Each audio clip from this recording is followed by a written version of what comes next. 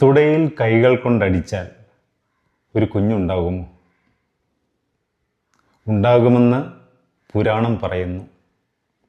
വിചിത്രമായ കഥകൾ, പ്രകൃതി വിരുദ്ധമായ രീതിയിലൂടെ കുഞ്ഞുങ്ങളുണ്ടാകുന്നു. ബ്രഹ്മപുത്രനായ ധർമ്മന് 2 മക്കളുണ്ട്, നരനും നാരായണനും. അവർ 1000 വർഷം ബ്രഹ്മത്തെ തപസ് ചെയ്യുകയാണ്. ദേവേന്ദ്രൻ മഹാപേടിത്തൊണ്ടനാണ്. ആരെങ്കിലും തപസ് ചെയ്ത് ആ തപശക്തി കൊണ്ട് ദേവലോകം പിടിച്ചടക്കുമെന്നും ദേവേന്ദ്രൻ്റെ സിംഹാസനം നഷ്ടപ്പെടുമെന്നുമുള്ള ഭയം. തൻ്റെ സിംഹാസനം നഷ്ടപ്പെടരുതെന്ന് ആഗ്രഹിച്ച് ദേവേന്ദ്രൻ പല മാർഗങ്ങളിലൂടെ ഈ തപസ്വികളുടെ തപസ്സിനെ ഇളക്കുവാൻ ശ്രമിക്കുകയാണ്.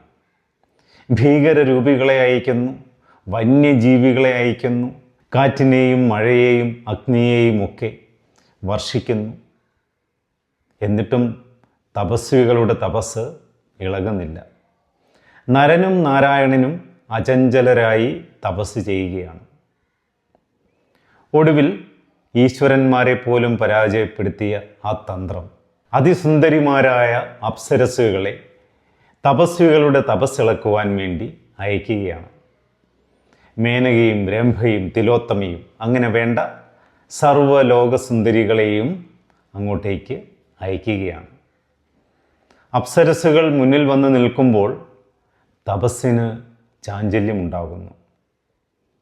കണ്ണു തുറന്ന് നോക്കുമ്പോൾ മുൻപിൽ അനേകം സുന്ദരികൾ. നരനും നാരായണനും ക്ഷുഭിതരായി മാറുകയാണ്.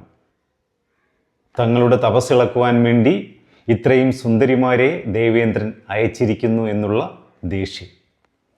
ഉടനെ തന്നെ നാരായണൻ തൻ്റെ ഊരുവിൽ തുടയിൽ കൈകൾ കൊണ്ട് മെല്ലെ ഒന്ന് അടിക്കുമ്പോൾ അതിൽ നിന്നും അതിസുന്ദരിയായ ഒരു സ്ത്രീ ജനിക്കുകയാണ്.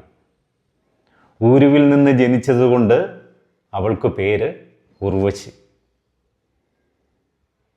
തപസ്സിളകുന്നുണ്ടെങ്കിലും ഉർവശിയെ കൂടി ദേവേന്ദ്രന് സമ്മാനിച്ചതിന് ശേഷമാണ് നരനും നാരായണനും പോകുന്നത്.